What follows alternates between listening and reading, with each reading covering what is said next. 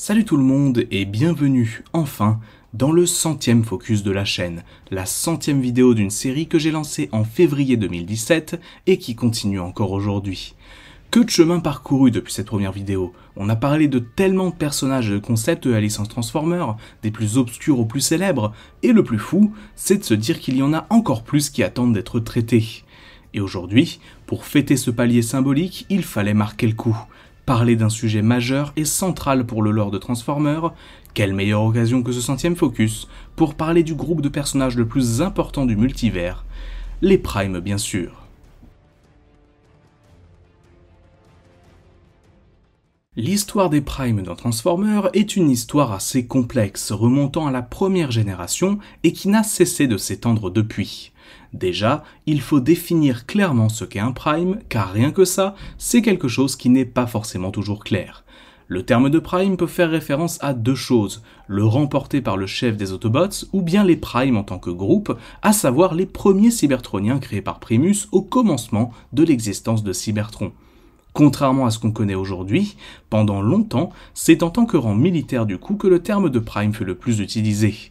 Dans la première génération, c'est dans le film de 1986 que l'on apprend que Prime est un rang, en l'occurrence le rang occupé par le chef des Autobots. Après la mort d'Optimus Prime, le jeune Hot Rod se montrera digne de porter la légendaire matrice du commandement, transformant du coup ce dernier en Rodimus Prime. Ainsi, dans cette continuité, le Prime est le leader des Autobots et le porteur de la matrice qui se transmet en quelque sorte de génération en génération. On sait également que lorsqu'un chef Autobot meurt, ce n'est pas forcément celui à qui il transmet la matrice qui deviendra le nouveau Prime.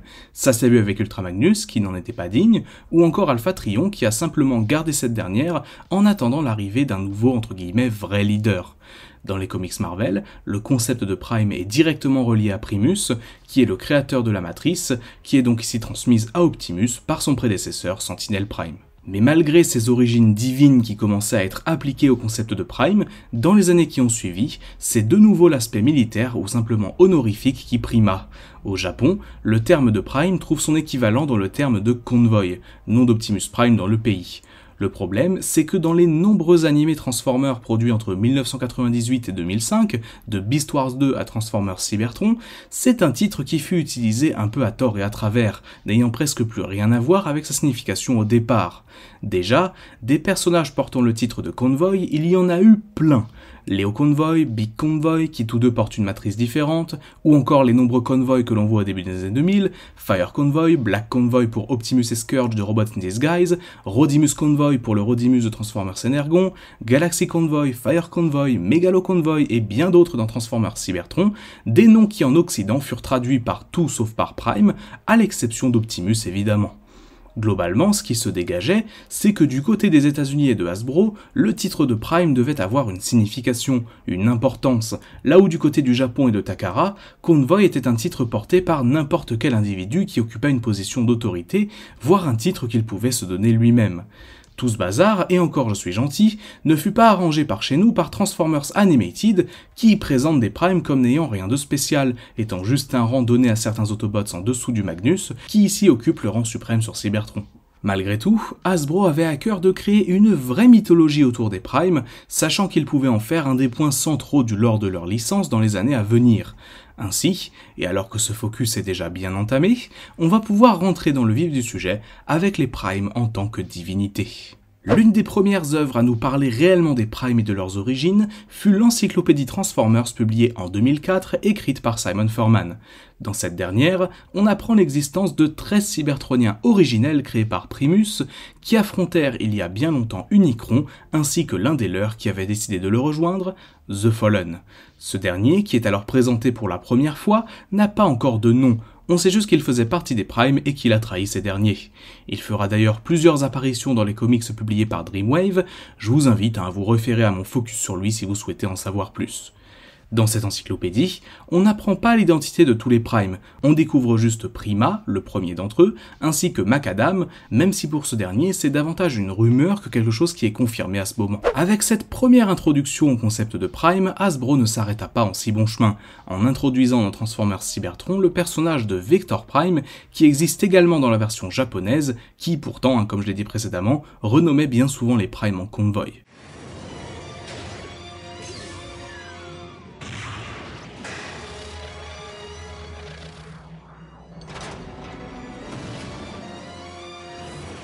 Il est présenté comme le gardien de l'espace et du temps et voyage entre les dimensions, aidant à prévenir certains cataclysmes notamment et gardant un œil sur l'ensemble du multivers. Dans les années qui ont suivi, et principalement via des médias comme les comics exclusifs aux conventions, mais pas seulement, on découvrit plusieurs autres primes, notamment Logos Prime, capable d'adopter n'importe quelle forme et lui aussi capable de voyager dans les dimensions, Nexus Prime, le premier combiner, gardien d'une forme exceptionnelle d'Energon, Lige Maximo, l'un des antagonistes de la G2, et la liste pourrait s'étendre. Mais je garde ça pour après, car la majorité des primes ici sont les mêmes que ceux qui seront réintroduits plus tard.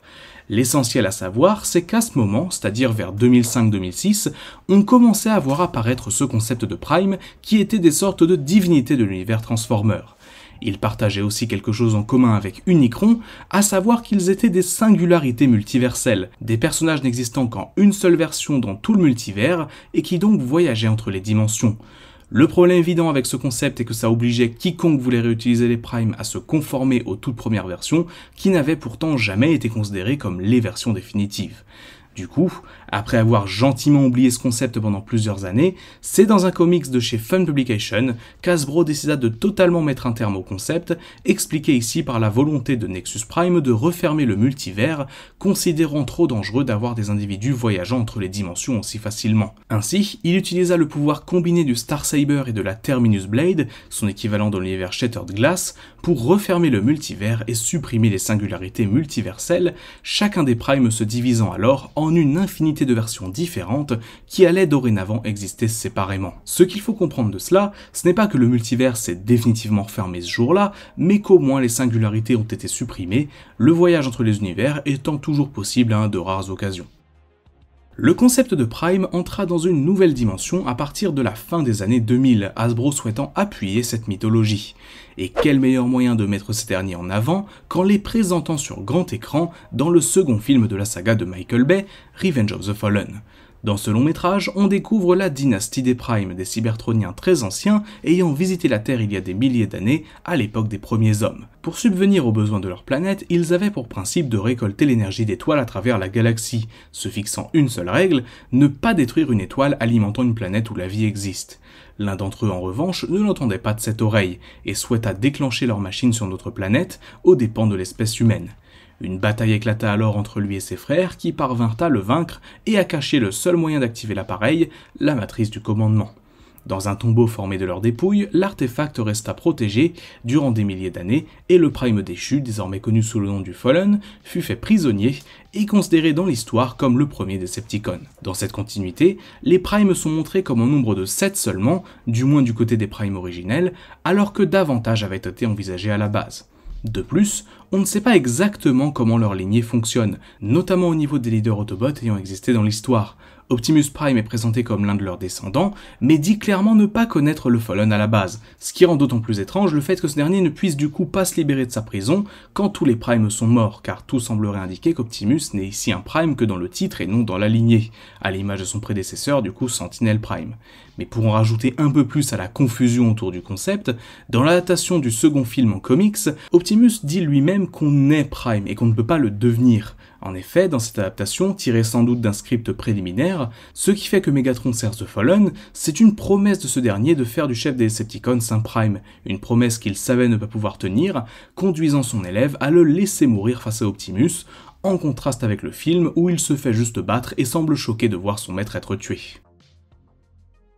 Au début des années 2010, et alors que les Primes commençaient à devenir des figures populaires de la mythologie Transformer, Hasbro décida d'introduire une version définitive du lore les entourant, décrite dans les différents médias de la continuité alignée, Transformers Prime, les jeux War for Cybertron, ainsi que le livre The Covenant of Primus. Sans imposer formellement cette origine comme la seule qui devra désormais être utilisée pour les Primes originels, Hasbro a tout de même souhaité créer des fondations solides à partir desquelles tous les médias suivants pourraient raconter leur histoire.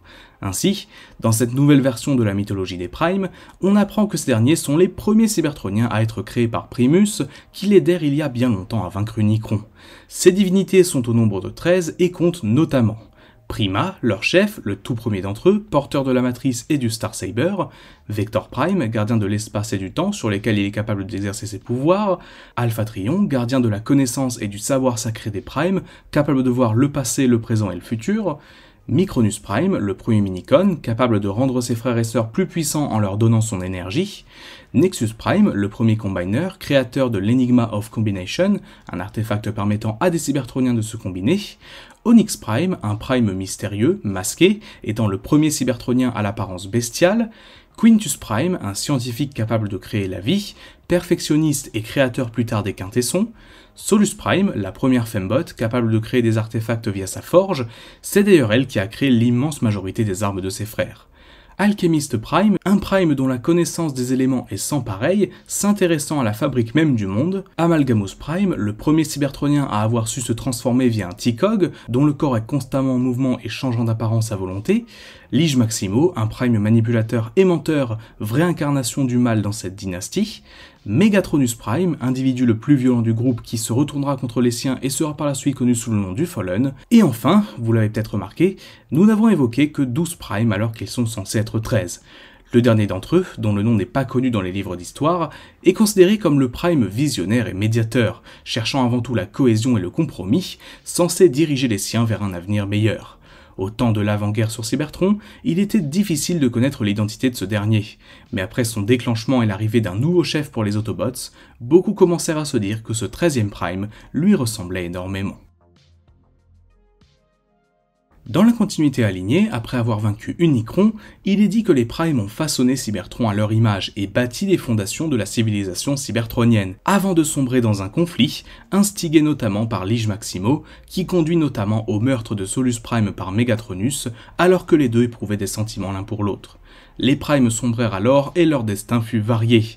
Certains, dont le 13e Prime, Micronus ou encore Onyx, rejoignirent Primus, afin de donner leur étincelle de vie qui allait servir à la création de la race cybertronienne, alors que d'autres sont restés à la surface, afin de guider justement cette nouvelle espèce.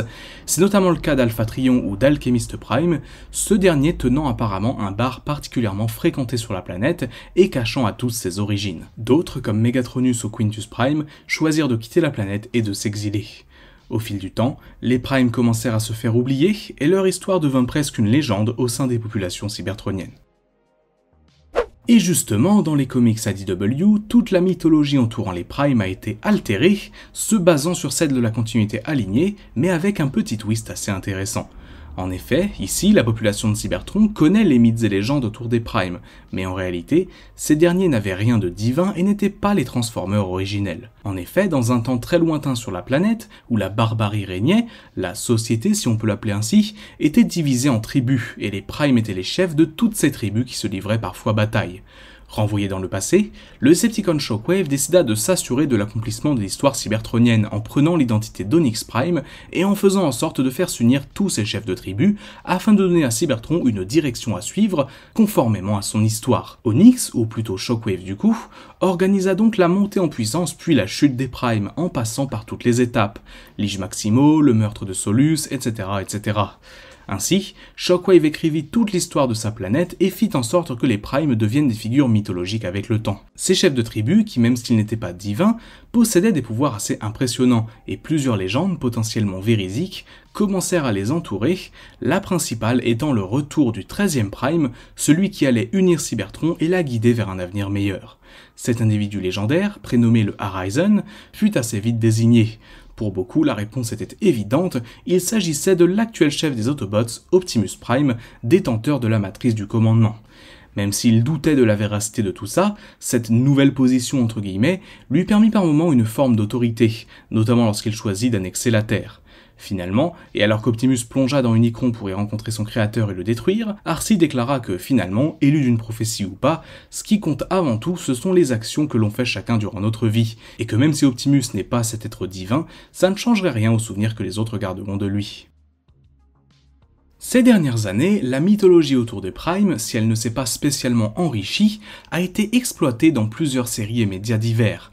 Dans la série Robots in Disguise de 2015, on a l'occasion de voir certains des Primes originels communiquer avec Optimus, puis le retour de Megatronus par la suite.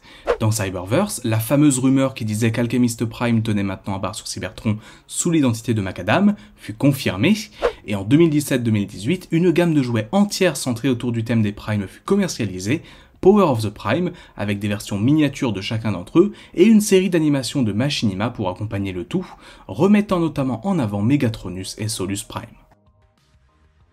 Ainsi, les primes, comme on a pu le voir dans cette vidéo, c'est un concept qui a beaucoup évolué et qui surtout englobe énormément de choses de l'univers Transformer. En effet, si aujourd'hui on dit que les primes c'est principalement les primes originels, à savoir ceux qui ont été créés par Primus et qui ont existé au commencement de Cybertron, eh bien il ne faut pas oublier les primes qui existent toujours plus que jamais en tant que rang militaire. Ainsi, des primes comme Sentinel, comme Nominus Prime, comme Nova Prime, sont des primes dans le titre, sont des primes dans le rang, à savoir qu'ils dirigent Cybertron, mais ce ne sont pas des primes d'un point de vue mythologique, ce ne sont pas des primes d'un point de vue divin, ce sont juste des individus puissants, des individus qui ont été choisis soit par un haut conseil, soit par la population de Cybertron, très rarement. Et du coup, ce sont uniquement des dirigeants, ils n'ont rien de divin. La différence du coup avec Optimus, qui lui pour le coup endosse les deux rôles, car depuis la continuité alignée et même dans les comics ADW, on sait, ou on comprend a priori, que c'est le premier Prime à la fois diriger un camp, donc en l'occurrence les Autobots, et aussi à être un des descendants, voire même la réincarnation directe d'un des Primes originels. Ainsi, vous l'avez vu, le lore entourant les Primes est probablement un des plus fournis de la licence Transformer, s'étant énormément développé ces 15 dernières années notamment. J'ai vraiment essayé de faire une vidéo qui soit la plus complète et la plus exhaustive possible, en repassant par tout ce qui entoure le terme de Prime dans la licence, même si j'ai dû faire l'impasse sur certains points de détail ou certains éléments évidemment. Si jamais vous vous posez la question, oui, certains des Primes pourront à l'occasion avoir droit à leur focus dédié. Je pense notamment à Vector Prime ou encore Lige Maximo, mais d'autres pourraient y passer aussi, et ça a même déjà été le cas avec The Fallen et Optimus du coup. J'espère vraiment que ce 100e focus vous aura plu, c'était un très gros morceau, mais j'avais évidemment envie de marquer le coup. Merci encore pour votre soutien pour ces 5 ans, et croyez-moi ce n'est que le début. Sur ce, c'est tout pour moi, c'était Magnus, on se dit à très vite, ciao. Merci beaucoup d'avoir regardé cette vidéo, j'espère qu'elle vous aura plu. Si vous l'avez aimé, n'hésitez pas à laisser un petit pouce bleu et à me dire en commentaire ce que vous en avez pensé. C'est peu, mais ça aide beaucoup. Si ce n'est pas encore fait, abonnez-vous pour ne pas rater les futures vidéos, et si vous pouvez vous le permettre, passez faire un petit tour du côté de Tipeee, où vous pouvez du coup me laisser un don pour voir les prochains focus en avance, ou même demander le vôtre éventuellement. Sur ce, c'est tout pour moi, c'était Magnus, on se dit à très vite. Bye tout le monde.